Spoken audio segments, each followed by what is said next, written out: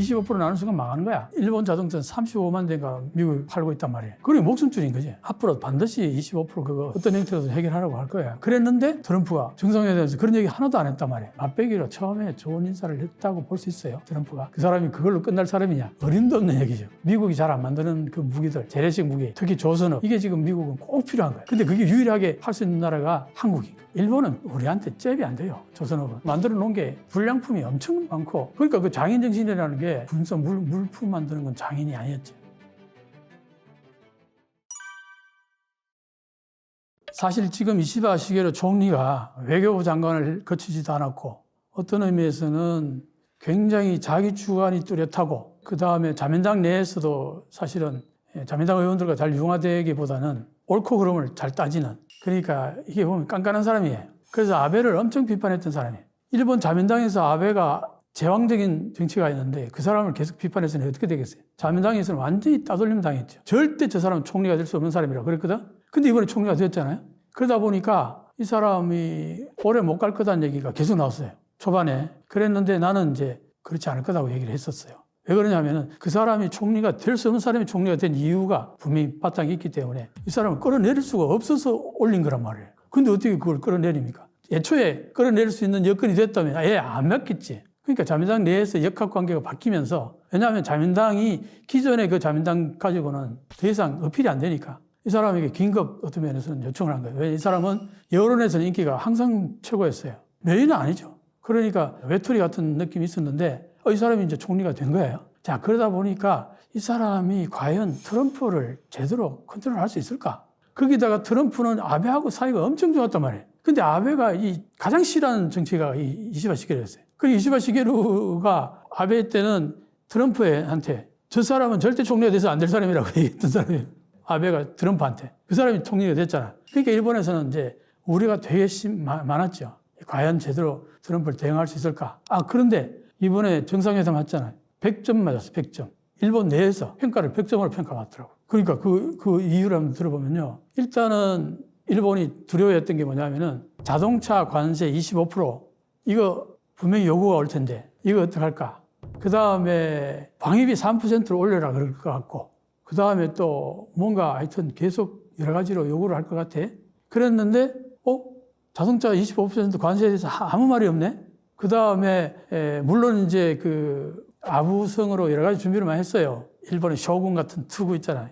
황금빛 나는 투구를 선물을 하고, 그런 것들은 트럼프 같은 게 굉장히 좋아하거든요, 그런 거. 쇼맨십을 엄청 좋아하고, 그 다음에 그게 일본의 그 전통적인 쇼군의 그 투구라는 거는 굉장히 상징성이 있잖아요, 일본에. 그걸 또 규모가 손자가 물을 쓸 수 있는 사이즈를 잘 맞췄다 그러던가 뭐. 그 다음에 립 서비스도 엄청나게 했죠. 그 다음에 40억 달러인가 미국 무기를 사겠다. 그 다음에 방위비는 트럼프가 올려달라고 해서 올리는 게 아니라 우리가 자체적으로 올려야 되겠다. 그거 올릴 테니까 걱정하지 마라. 이런 식으로 어필했다는 거예요. 엄청난 거죠. 거기다가 지금까지 이제 미국에 투자한 돈이 한 8천억 달러 정도였는데 이번에 2천억 달러 정도 더 해서 1조 달러 투자하겠다 이렇게 된 거야. 그러니까 트럼프가 관세를 매기려고 하는 이유는 뭐냐면은 관세를 매기는 게 목적이 아니고 그걸 지렛대로 해가지고 전 세계로 흩어져 있던 공장들을 전부 미국으로 유치하려고 하는 중심 목적이 그거거든요. 그러니까 이제 투자를 그렇게 하겠다 그러니까 입이 이만큼 벌어진 거죠.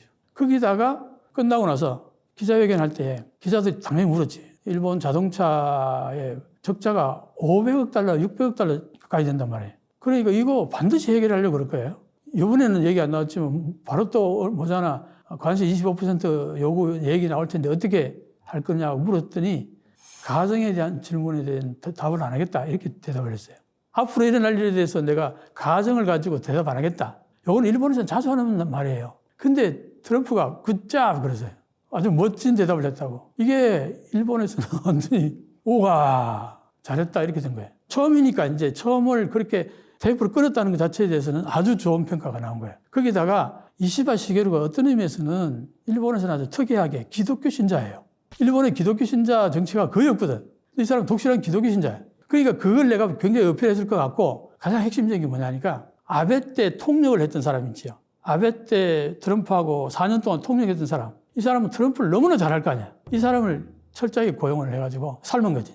그러니까 한마디로 말해서 아베의 후광을 그대로 가져가고 그 다음에 기시다가 방위비 2% 올리는 걸 약속을 했단 말이에요. 이미 그 전에 1%에 있을 때는 트럼프가 계속 일본말로 다다놀이, 그 다음 무임승차, 안보 무임승차 한다고 계속 비판했단 말이에요. 2% 올리라. 그랬는데 바이든 때 2% 올린 거예요. 기시다가. 그러니까 옛날에 트럼프가 얘기했던 게 어느 정도 실현된 거잖아요. 2%로. 올렸단 말이에요. 그러니까 아베의 친근감과 기시다의 2% 방위비 올린 거하고 이게 다 후광으로 깔렸던 거예요. 거기에다가 이 이시바 시게루가 안보 통이에요. 미일 안보에 이 사람이 제일 인자야. 그러니까 거기에 대해서는 아마 기가 막히게 설명을 잘했을 거야. 당신이 올리라고 하지 않더라도 지금 여러 가지 안보상 문제일 때 일본은 반드시 방위비를 제대로 하고 국방을 강화할 거다. 그 사람이 계속 그걸 주장해오던 사람이야. 이시바 시게루가. 그러니까 이런 것들이 잘 버무려져 가지고 여러 사람이 그걸 보니까 이시바 시게루 이번에 정상회담은 100점이다. 그렇게 나오더라고요. 앞으로 반드시 25% 그거 어떤 형태로든 해결하라고 할 거예요. 예를 들어서 일본에는 미국 자동차가 5만 대도 안 돼요. 근데 일본 자동차는 35만 대가 미국 팔고 있단 말이에요. 완전히 이게 그렇잖아. 자, 그래서 옛날에도 90년대 중반에도 미국에서 그런 얘기가 있었어요.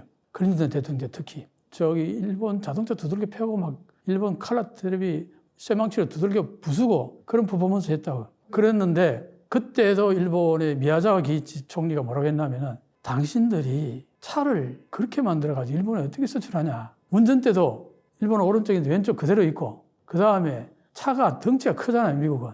그거 일본에서는 도로가 좁아서 그렇죠.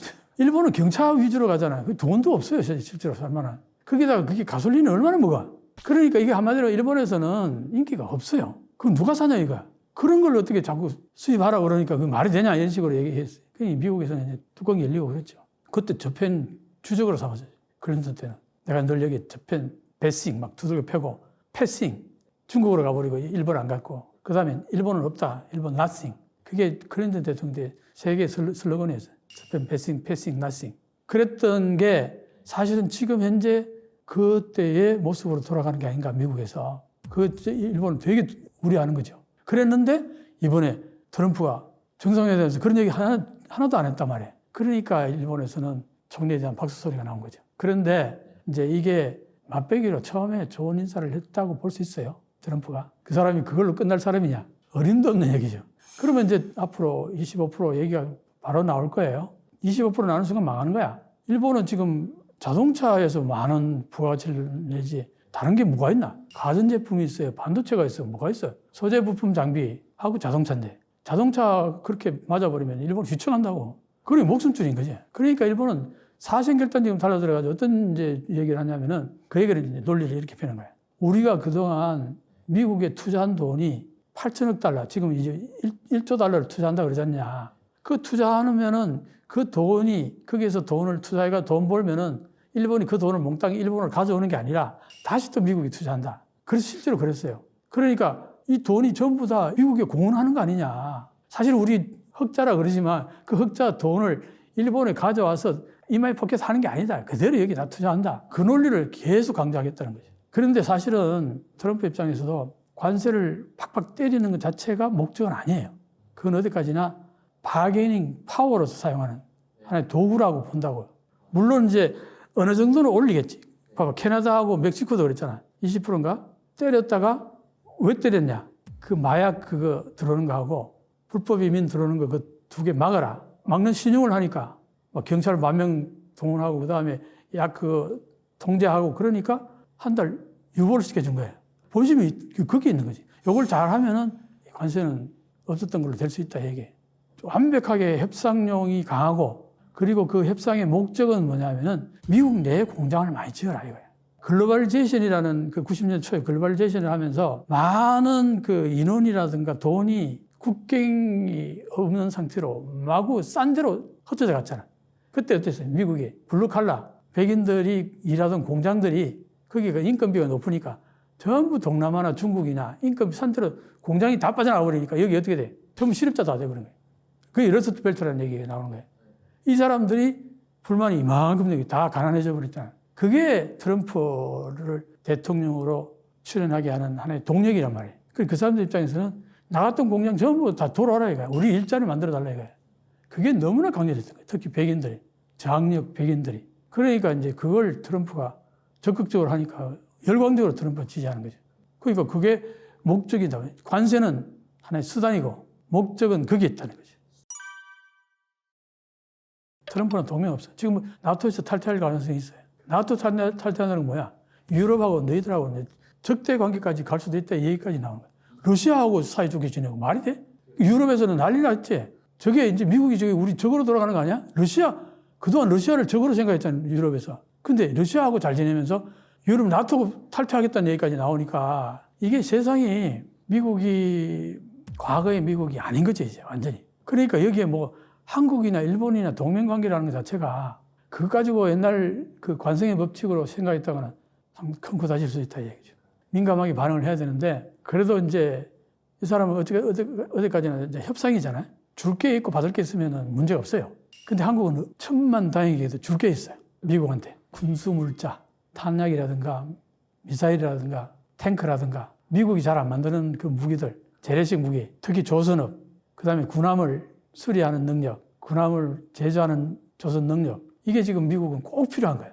근데 그게 유일하게 할 수 있는 나라가 한국인 거예요. 중국이나 러시아는 잘 만들 수 있겠지만 거기다 맡길 수는 없는 거 아니에요. 그리고 일본하고 한국하고 조사를 하러 와서 보니까 일본은 우리한테 잽이 안 돼요. 조선업은. 그러니까 일본은 내가 그런 얘기 또 하자면 또 그것도 한 스토리가 나와요. 어쨌든 조선업이 일본이 거의 뭐 한국한테 다 밀려버리고 중국한테 완전히 밀려버린 거예요. 그러면서 동경대에서 조선학과조차도 사라져버렸어요. 인재가 양성이 안 되는 거예요. 그러니까 겨우 이제 그 소위 말해서 자위대는 어쨌든 자기들이 만드는 부분들이 있으니까 그것도 왜 그렇게 되냐 하니까 이게 자위대가 헌법 구조 때문에 무기를 만들어가지고 수출을 과거에는 못하게 했어요. 패전 이후로 평안법이 만들어지고 헌법 구조가 만들어지고 나서부터는 이제 전력을 만들 수 없잖아요. 전력을 어떻게 수출할 수 없게 된 거예요. 수출 3원칙인가 뭐 이래가지고 뭐 전쟁 적성국가에는 뭐 어쩌고저쩌고 해가지고 굉장히 엄격하게 규제를 해버리니까 일본 내에서 군수 산업 자체가 발전을 못하는 거예요. 겨우 어떻게 하냐. 정부의 납품을 조달하는 정도예요. 그럼 어떻게 되는지 알아요?